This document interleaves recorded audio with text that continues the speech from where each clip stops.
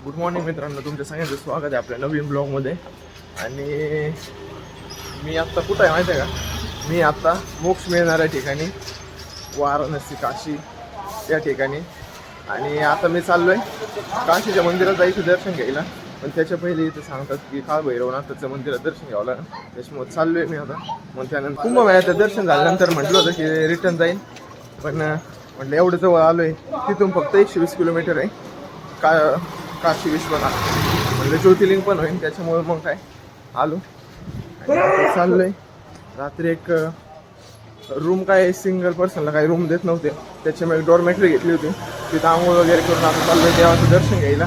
हे काय एकदम सकाळ वगैरे नाही झालेली. आत्ता वाजलेत 9 वाजता झाले जवळपास, तरी इकडचे दुकान वगैरे सगळे बंद आहेत. आज 26 जानेवारी पण आहे म्हणा, त्याच्यामुळं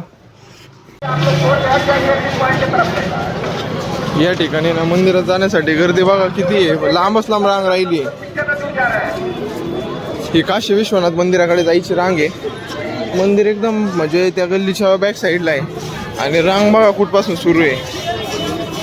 आणि गर्दी तर काय सांगायलाच नको, सगळी कुंभमेळ्याची गर्दी इकडे आली.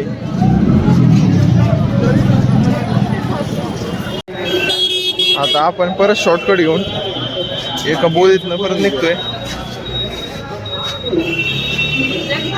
आपल्याला पहिले काळभैरवनाथाच्या मंदिरात जायचंय. ते सकाळी 9 वाजताच आहे ना, बघा गर्दी छोले कुलचे. भैरवनाथाच्या मंदिराकडे तिकडे पण एवढे मोठे रांग आहे ना, 1 किलोमीटरची तर लाईनच चाललोय मी. अजून पण एंड आहे ना. 2 किलोमीटर आलोय तरी पण लाईन संपत नाही माहिती आहे का? माग बघा लाईनच लाईन आहे. आणि सगळ्या गल्ली बॉयतून कट कट करत करत करत तरी लाईन काही संपना. आणि मुखदर्शन पण काय अवेलेबल नाही. आणि याच्यापेक्षा मोठी तर काशी विश्वनाथ मंदिराला लाईन आहे. त्याच्यामुळे आता काय करावं काही कळा ना. इथून बाहेरूनच दर्शन घेऊन काशी विश्वनाथ मंदिराची लाईनीत उभं राहावं वाटतंय. आता लईच गर्दी आहे, तरी लाईनीत उभं राहिले ना 3-1 तास तर कुठंच नाही गेले. आणि लोक काही कमी व्हायचं नावच घ्या नाही. नेमका 26 जानेवारी आली, रविवार आला आणि कुंभमेळ्याची पण गर्दी सगळे सोबत आहे. थोडी भयानक गर्दी ना काळभैरवनाथ मंदिरापाशी. त्याच्यामुळं मी डायरेक्ट आता चाललो आहे काशी विश्वनाथ मंदिराकडे. कारण तिथं पण 2-2.5 तास लाईनीत उभं राहायचं. आणि त्याच्यानंतर परत काशी विश्वनाथची तिथं खूप मोठी राहते. त्याच्यामुळं म्हटलं आता खूप दर्शन घेतलं आपलं बाहेर काळभैरवनाथ मंदिराचं. आणि म्हटलं चला आपण पुढं जाऊयात आता डायरेक्ट. आणि इथून आता तुम्ही बघा 1.5 किलोमीटर काशी विश्वनाथ मंदिर आहे. चला आपण डान्स बघून आहे ना आता काशी विश्वनाथ मंदिराकडे चाललोय. आता इकडे बघावं लागेल लाईन कुठं आहे. आता एक तर गेलतो वेगळ्या साईडने, आलो वेगळ्या साईडने. मंदिराच्या लाईनीत आता मी थांबलोय. पण इथं एवढी भयानक गर्दी आहे ना, 1-1.5 किलोमीटर लांबपासूनच रांग चालू झालेली इकडे.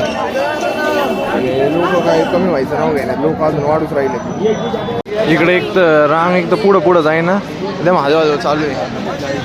तिथून जिथं उभं राहिलं तिथून फक्त 100 मीटर पुढं नाही आलो. आणि इथं प्रत्येक गल्लीत आहे ना असं ठेवलंय.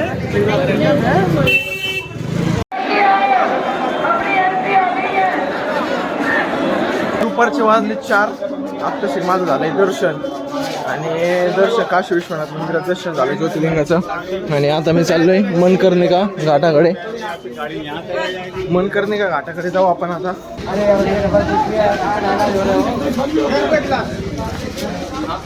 अंकल एक देतो.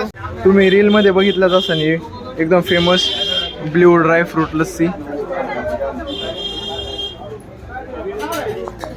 आता मी घेतली, आता टेस्ट करून बघतो काय सीन आहे. मित्रांनो सिच्युएशन सिंगली वर प्लाउड खालून लोक.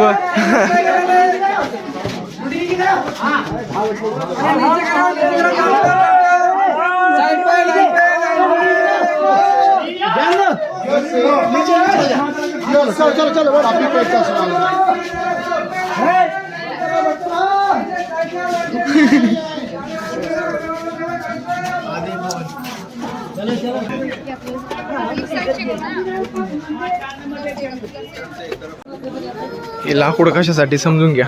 आपण चाललोय मनकर्णिका घाटावर. ही लाकडाची म्हण.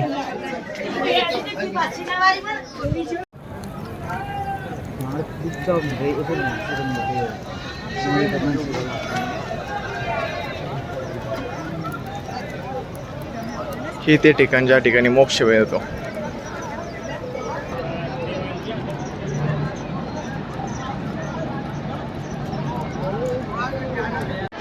मी आता बोट मध्ये बसलोय आणि आपण करणार आहे बोट राईड.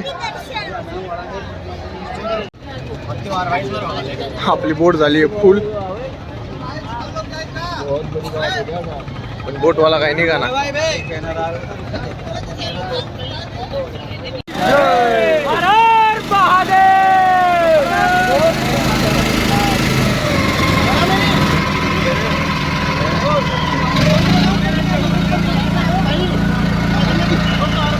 मित्रांनो, हे जे तुम्हाला दिसतंय का आहे काशीच्या राजाचा किल्ला.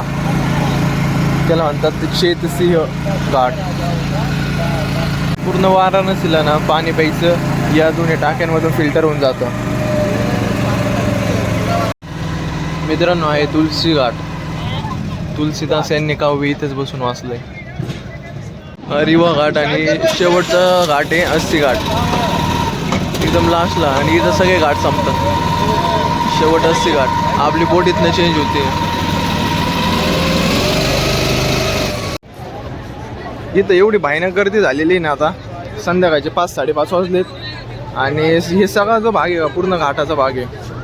आणि तुम्ही लास्टला बघितलं ना, सगळ्यात लास्टला इकडे अस्सी घाट आहे. आणि अस्सी घाटाच्या पुढं ना दशाश्वमेध माहिती काहीतरी घाट आहे असं एक. तिथं गंगा आरती होते रात्री म्हणजे संध्याकाळी 6ला. पण हे सगळ्यांना माहिती गंगा आरती होती, त्याच्यामुळं लोकांनी सगळी जागा पूर्ण पॅक करून टाकली तिथं.